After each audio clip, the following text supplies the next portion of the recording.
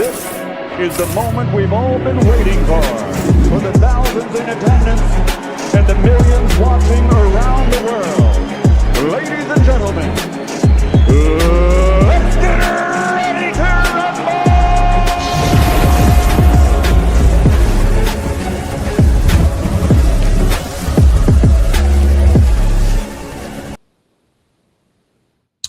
Welcome to the Chokeslam Wrestling Report. I am your host, the infamous Ultimate One from the Boogie Down Bronx, New York City.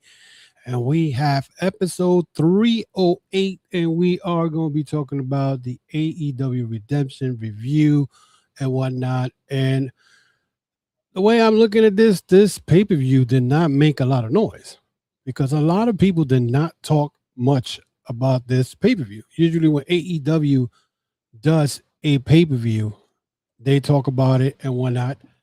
And there's word to ear, and you see it a lot on the the social media or whatever.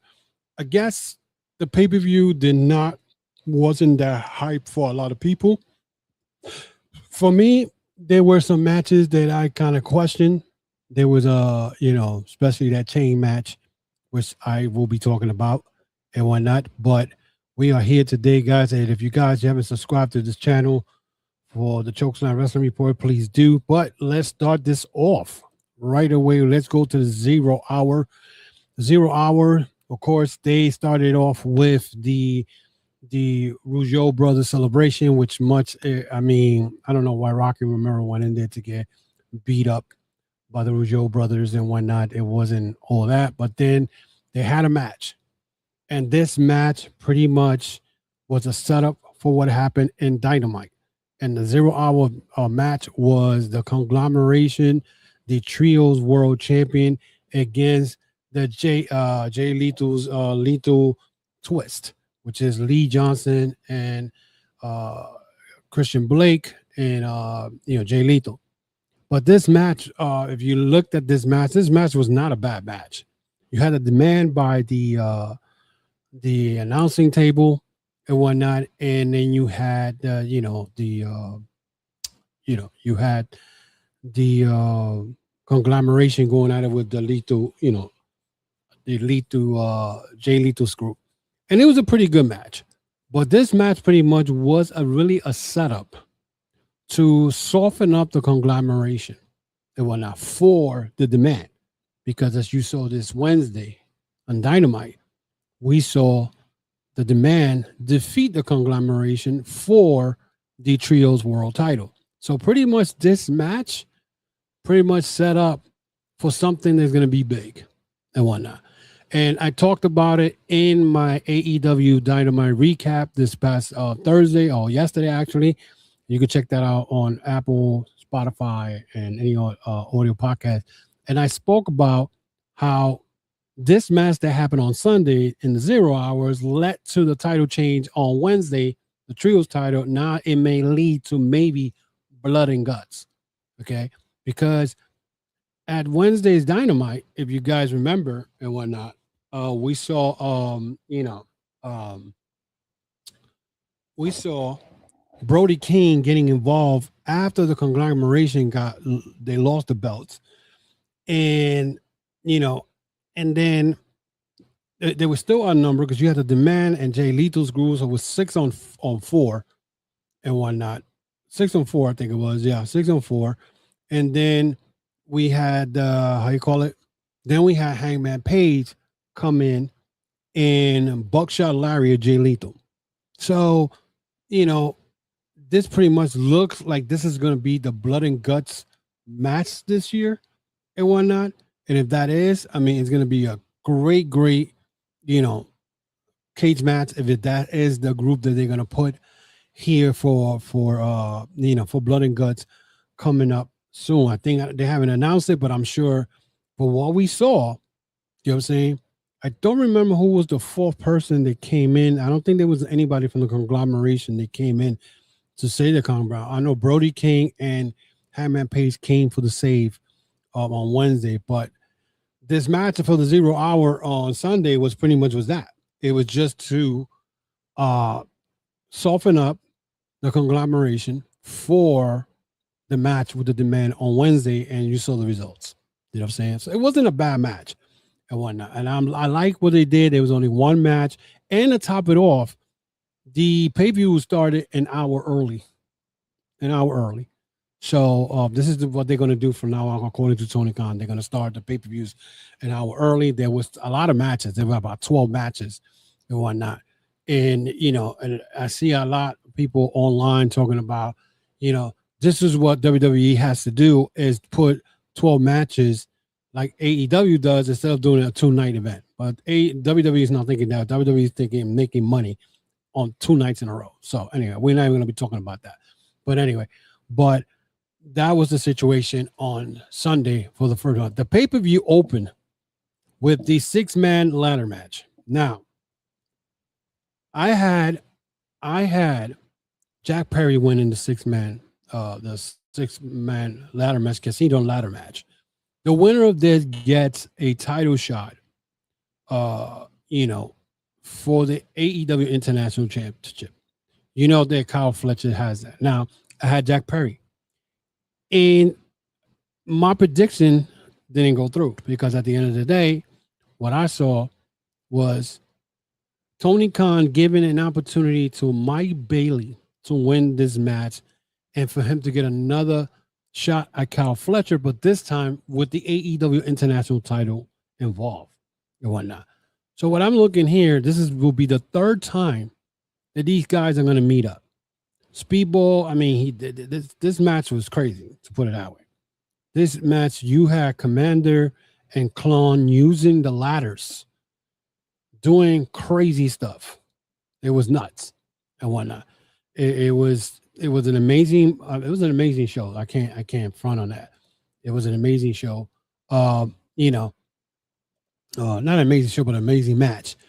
And to me, I felt like this was a good ladder match, and I felt that this was good, but I was expecting Jack Perry to win this match. And not only that, but even in this match, you see that there's a new feud also. You had Nick Wayne trying to outdo Jack Perry. So now it looks like Nick Wayne and Jack Perry has a little rivalry. And, but Mike Bailey wins this match and whatnot and gets to go face Kyle Fletcher. Now, Kyle Fletcher also, if you saw it on Wednesday, he has issues with the international belt. I don't see Mike Bailey beating Kyle Fletcher for that belt. I think it's going to come down to Okada versus Kyle Fletcher and whatnot. So that I could see that maybe at All In. But Mike Bailey, most likely they're going to wrestle at Grand Slam Mexico, and I think it's this week coming up. I could be wrong. But they're going to have a great match like they done twice because they're 1-1. They're 1-1. Fletcher lost to Mike Bailey at the Continental Classic. Bailey lost then to Kyle Fletcher the second time. So now they got the rubber match coming up. And I think it's going to happen in Grand Slam Mexico. I don't see Mike Bailey beating Kyle Fletcher. I see Okada beating him because you saw it this week when Fletcher said the international title is not leaving the Don Callis family, and Okada comes out of the room. He said, "You're right. It's not leaving the company." And Fletcher's looking at him like, "What the hell?" Like they got beef. So they're making this whole thing, and then not only that, Fletcher and Kevin Knight, it looks like they don't like each other. So that's also a situation there that we, we could be checking out. So that's the storyline on that. And whatnot. So that from what I got from from Dynamite this week. Then we had the Ospreay and Moxley versus the Youngbucks. This match was very good. It was very good.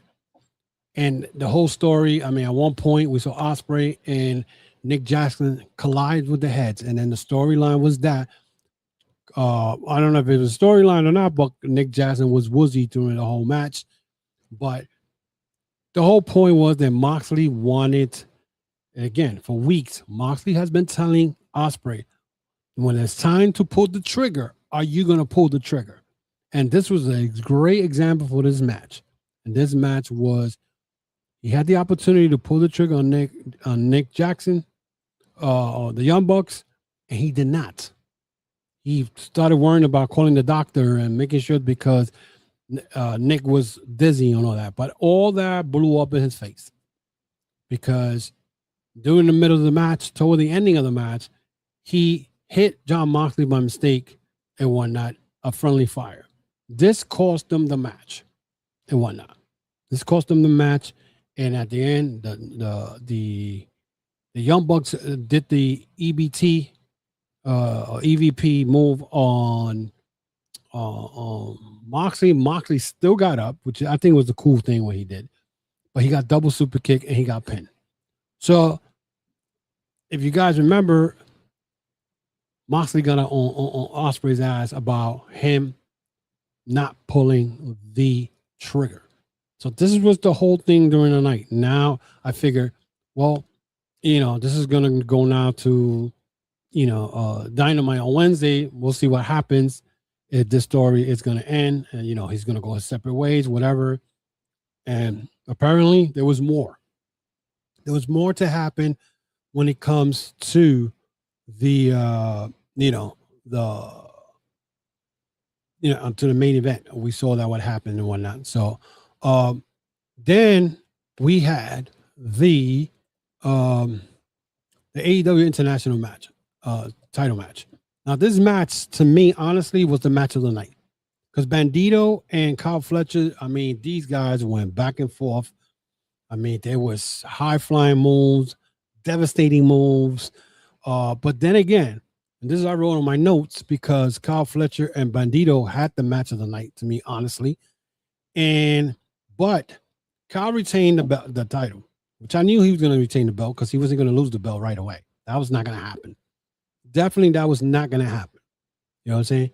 So, but my thing is, Bandito, this is his third title match he has had and whatnot.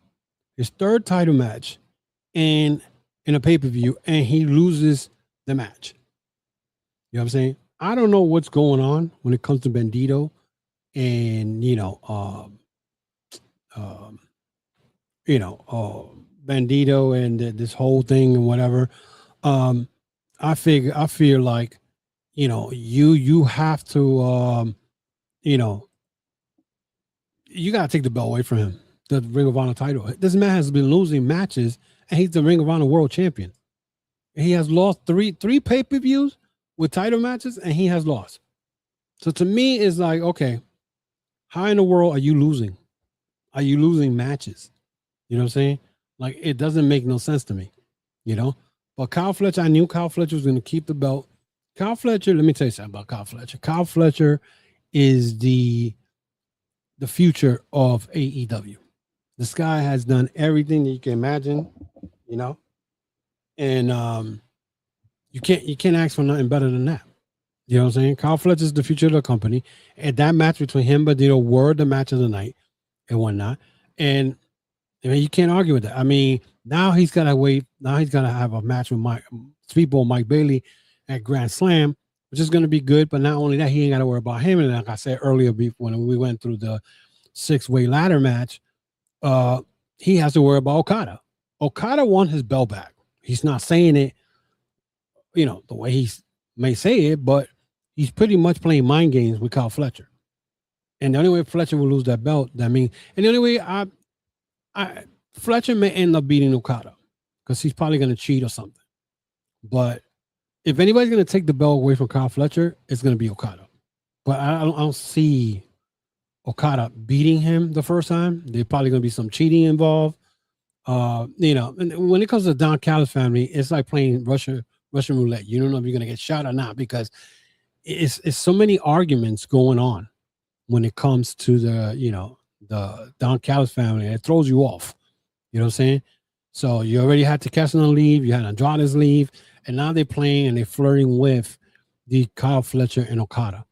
I mean, again, as far as the Don Callis family, they're making it look like, a faction that's full of alpha males, which is, I mean, that's the way it's supposed because everybody wants to be competitive. You know what I'm saying? So it's not that bad of a thing, but,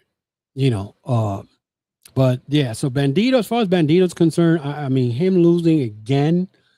I mean, he just had a match with Moxley at the Forbidden Door for the Continental title, and he lost.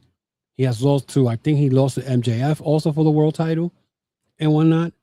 He lost, I don't know if he has wrestled Kevin Knight yet, but he's the Ring of Honor world champion. He should not be losing pay-per-view matches.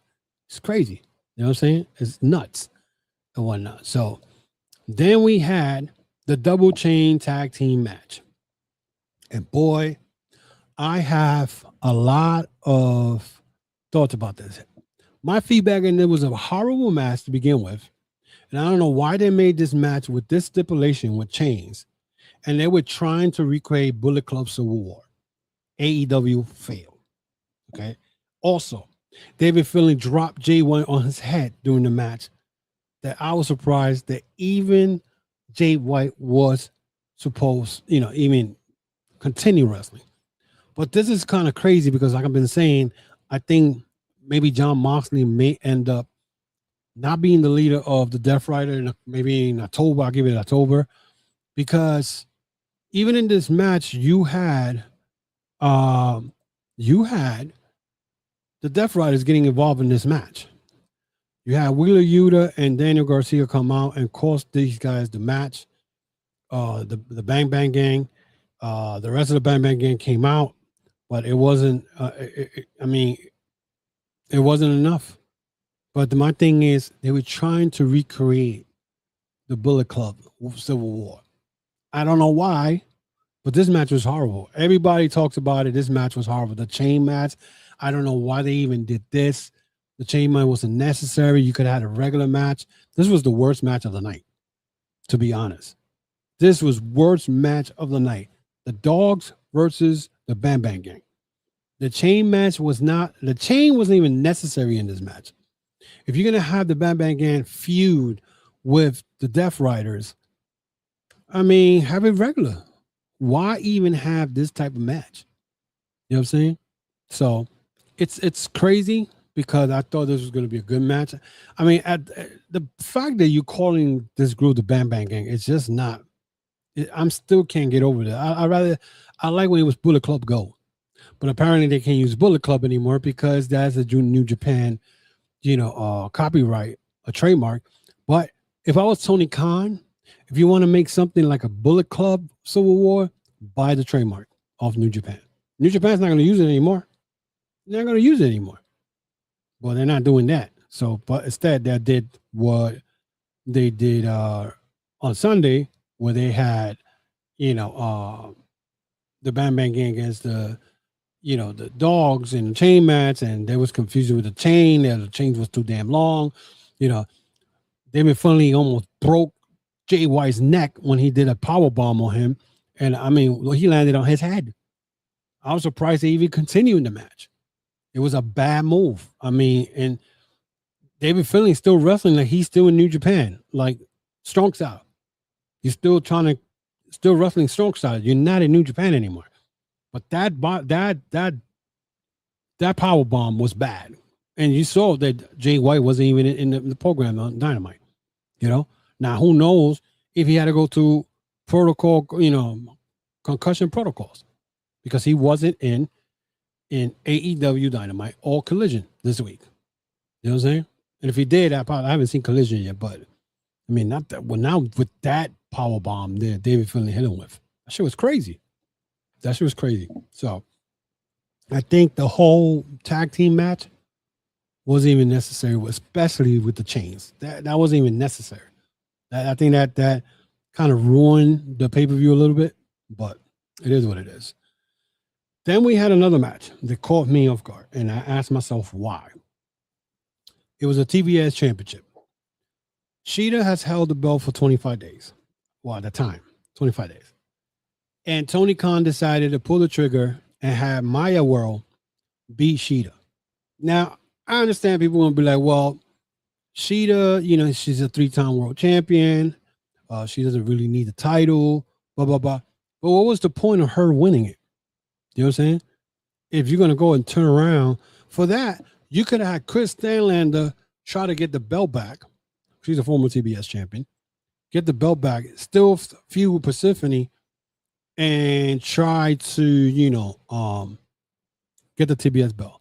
But instead, ever since the Owen Hart tournament and ever since Maya World lost her brother, now Tony Khan is doing some empathy thing where now he made her TBS champion, and Sheeta is now known as the shortest TBS champion, and I think she has the shortest reign also in the world champion. So she holds that title. Which to me, I got no problem with Maya World. Maya World still needs a lot of work.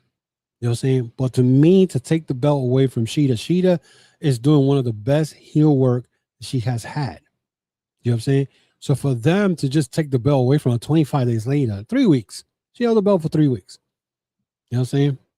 So to me, I wasn't too crazy about it. So to me, like, I looked at that show, the pay-per-view, and I'm saying, okay, they messed up on the chain match.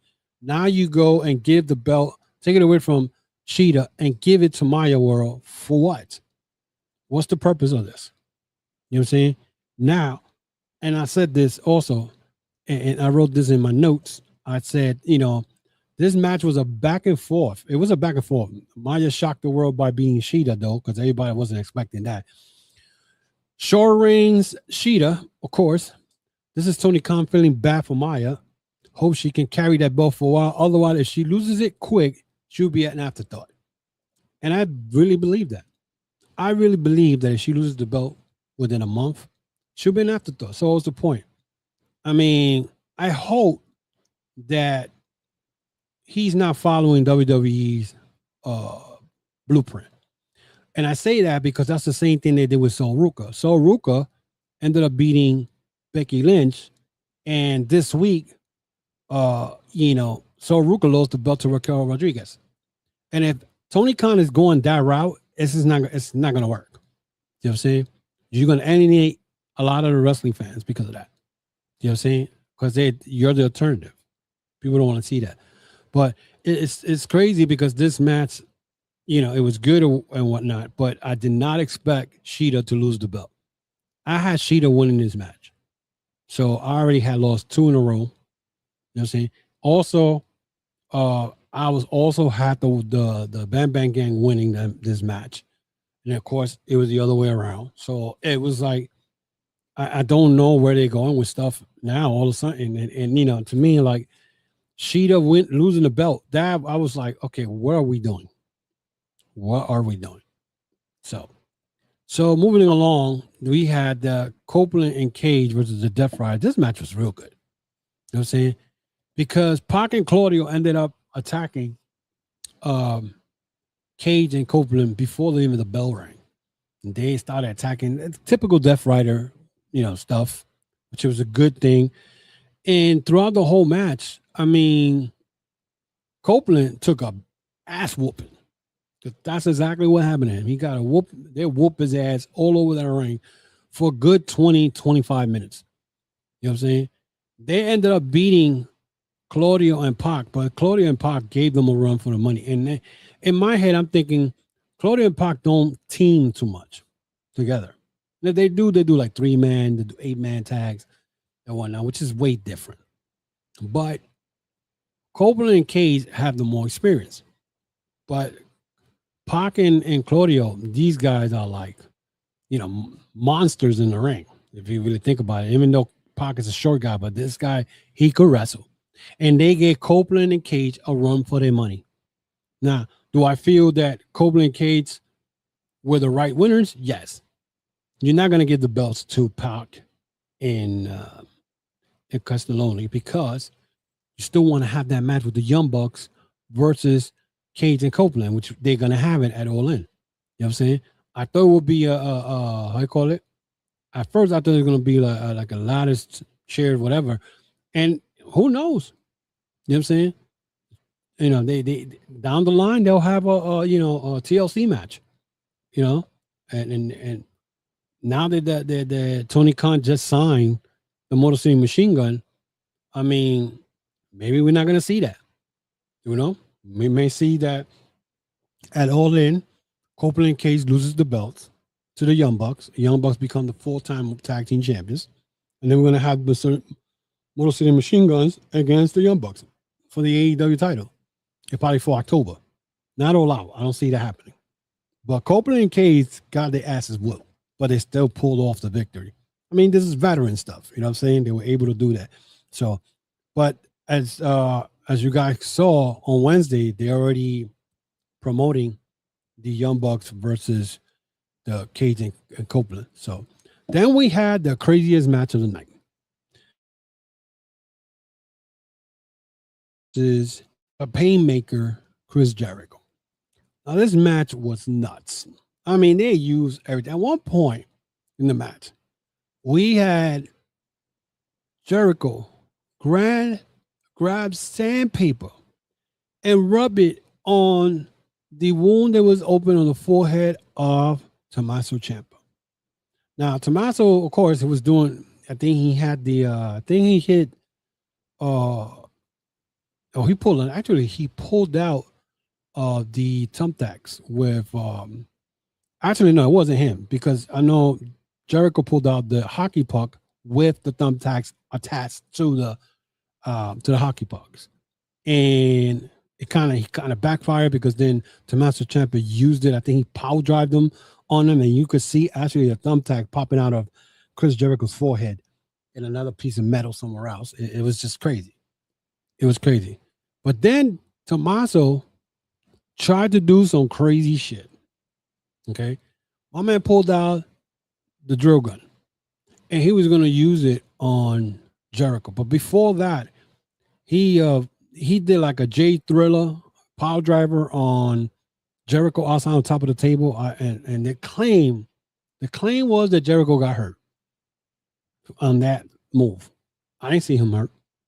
You know what I'm saying? Because he ended up winning the match, and he ended up winning the match because, again, Tommaso Ciampa was going to try to use the drill on Jericho, and Jericho, I think he sprayed them with a mist, and he grabbed that same drill and tried and put it on Tommaso Ciampa's head.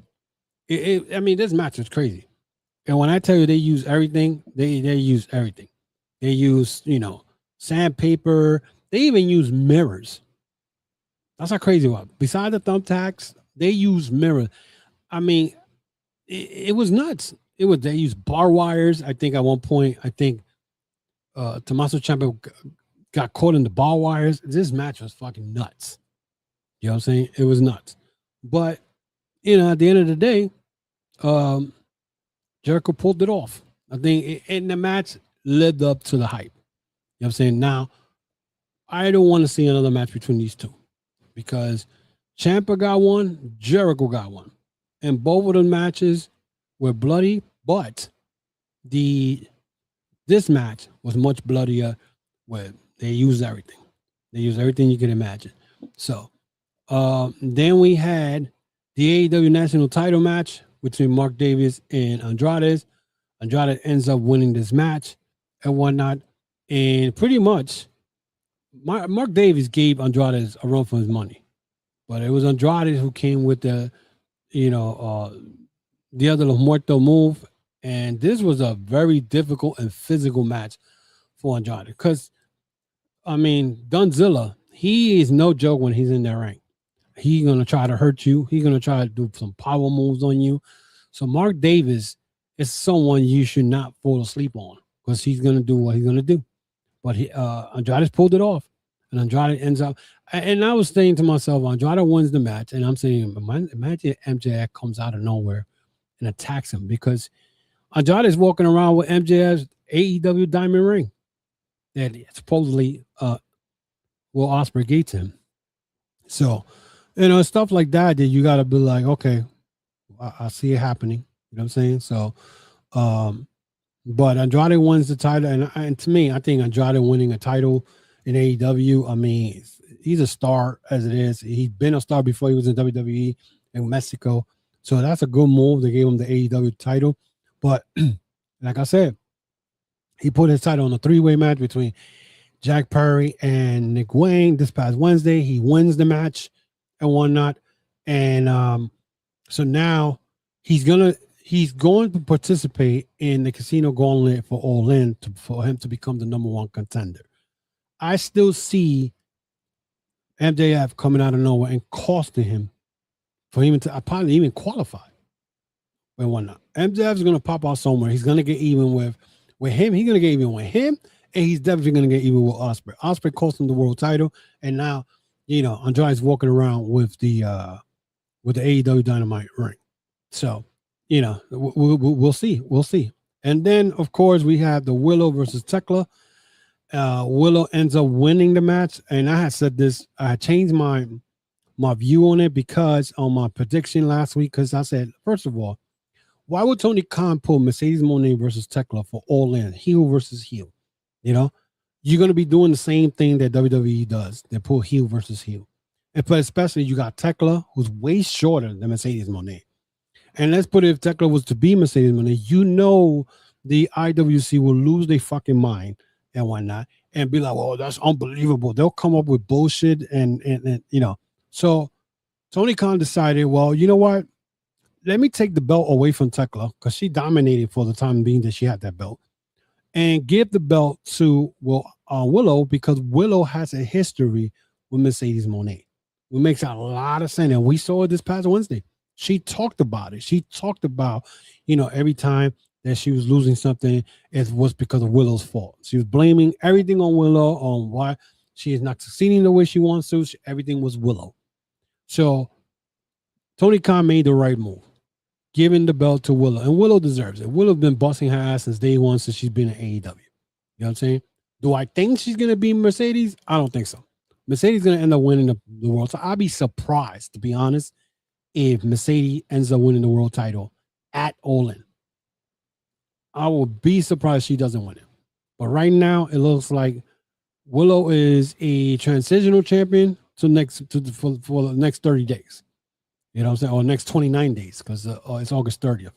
But, Willow did everything against Thekla. And Thekla, I think Thekla, even Sky Blue tried to interfere in that match, and she got powerbombed for her, interfering in the match by, Willow. And Willow is the new AEW Women's Champion, and she deserves it. The woman, if you look at her resume, she is the first Grand Slam Women's Champion at AEW Plus. But if you look at her resume, this is not the first time she has become world champion. She was the CMLL world champion at one point when Stephanie Vaquel left to WWE.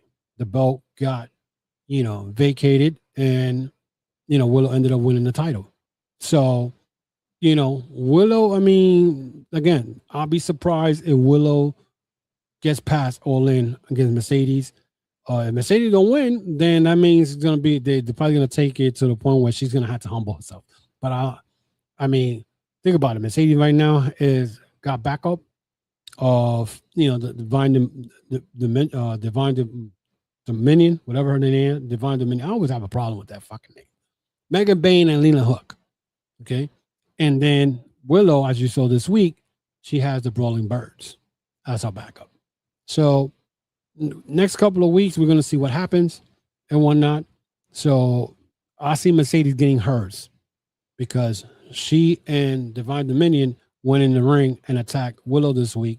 They did the crucifix powerbomb, and Willow's going to get hers. Willow's going to get hers, but there also is going to be a 6-man tag between Divine Dominion and Mercedes against the Brawling Birds and Willow Nightingale. It's going to happen, but it is what it is. And finally, and whatnot, at the review for this, Omega versus Kevin Knight. Now, in my notes, I said this was a graduation for Kevin Knight as he showed he can hang with the big dogs, and he did. Kevin Knight went to the next level. You know what I'm saying? The guy could wrestle. Omega hit him with everything, and he kept getting out. But Kevin Knight graduated as a main eventer on AEW Redemption because he gave Kevin Omega. He came close a couple of times of pinning Omega. You know what I'm saying?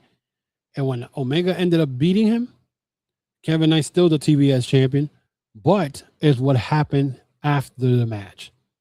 The DeathRiders came in and attacked Omega. Then you saw when they were about to put the chair around Omega's neck, Will Ospreay came in and fended off saying to them, don't do this. But then you see Willow Yuta hugging Ospreay and gave the wing to John Moxley to stomp the chair while Omega is in there with the chair wrapped around his neck. And Ospreay wasn't having it. He was not having it.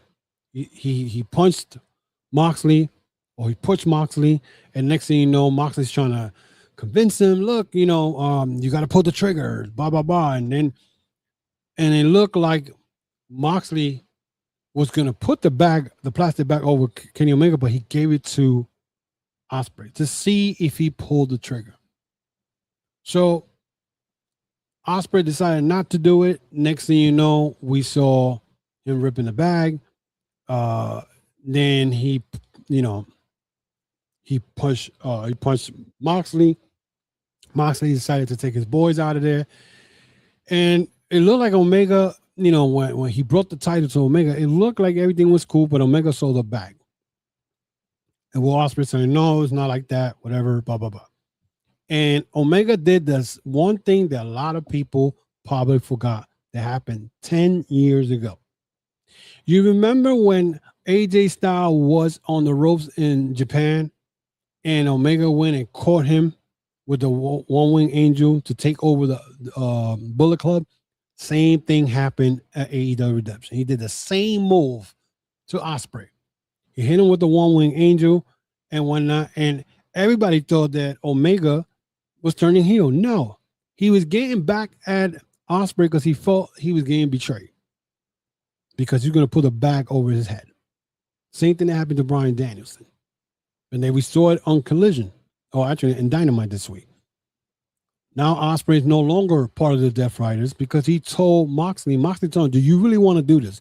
Because for some untold reason, Daniel Garcia wanted to hug Ospreay after they were confronting each other like it's in the back of the arena.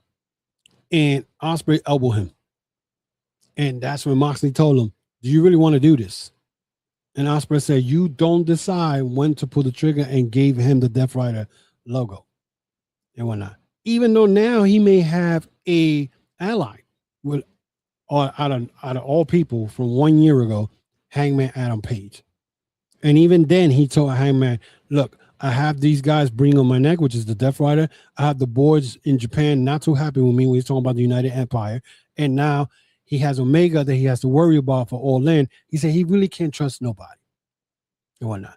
And then we saw what happened at Dynamite this past Wednesday, where Omega kept slapping him, telling him that he's not a friend, blah, blah, blah. And then you seen that Ospreay wasn't having it. Ospreay punched him in the face and told him, he said, I love you and everything, but the next time you put your hands on me, I'm going to kick your ass. You know what I'm saying? So from all this pay-per-view, to be honest, I don't even think they needed this pay-per-view. I'm going to be honest. Because right now, if you think about it, every pay-per-view this year that AEW has done, people been talk about it because how great it's been, but what happened, whatever. This is the only pay-per-view that I have noticed this year that we had the pay-per-view and nothing was talked about. I'm not saying the pay-per-view was bad. It wasn't bad. From 1 to 10, I'll give it a 7. It could have been better, but those two matches between the Batman Gang and the Dogs, that chain match was horrible. Okay? It was horrible. Jay White almost broke his neck and probably injured again. Okay? Because of David Finlay thinking he's still in New Japan Pro Wrestling, doing power bombs and not protecting the wrestler. And then the Shida versus Maya World. I think they're pushing Maya World too fast. And my concern, like I said, it's not that I don't like Maya World. My concern is how long she's going to hold that belt. And once she loses the belt, it's just going to be, like I said, an outcast, an afterthought. You know what I'm saying? But right now, what we're seeing right now, especially the aftermath of AEW Redemption, we saw this week at AEW Dynamite, pretty much the only two stories that we saw this week, and Dynamite wasn't that great either this week. I mean, it had some good matches, but it wasn't anything that we were like, oh my God, it was a great Dynamite. Because it was right after it was right after a pay-per-view, but but there were stories already being built. So you already see the whole Hangman Page talking about he'll help Will Ospreay against the Death Rider with any help he needs.